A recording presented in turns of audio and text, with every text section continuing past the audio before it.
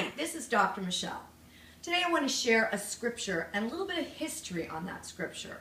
Jeremiah 29:11 says, "For I know the plans I have for you, declares the Lord, plans to prosper you and not to harm you, plans to give you hope and a future."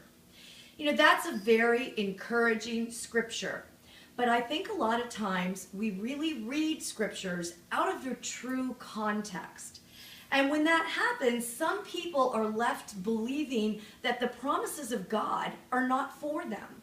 As a counselor, I hear people that apply things to the things that they're going through. And when we look at this scripture, we're looking at a scripture that is meant to be seen as a big picture. When we view this on a minute-by-minute, day-by-day basis, we're misapplying it.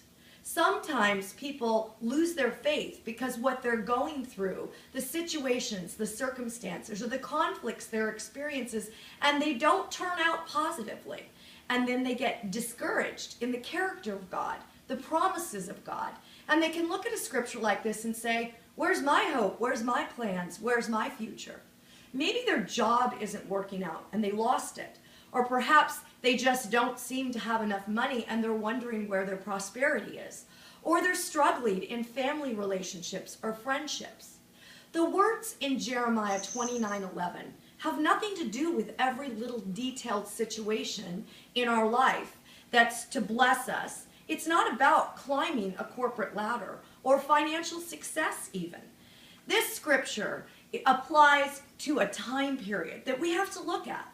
In 597 BC, King Nebuchadnezzar invaded Judea.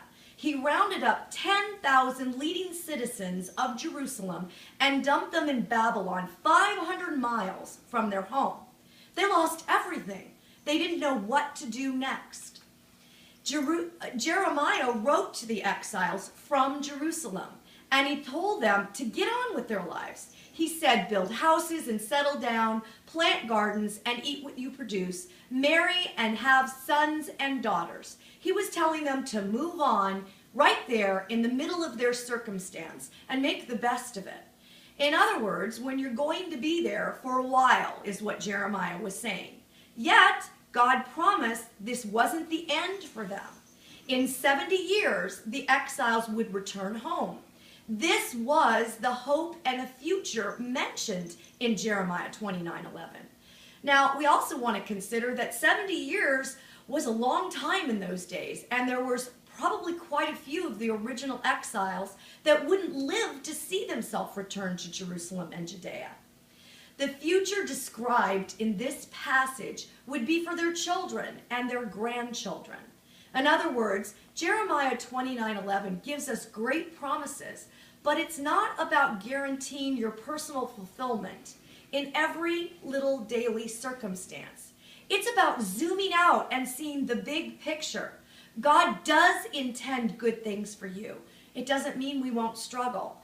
He is a God of overcoming. But this scripture, taken out of context, can give us a sense of hopelessness. And what we need to do is understand God's character, believe his promise, and zoom out and recognize that God's big term plans for us are wonderful. This is Dr. Michelle. Please like and share.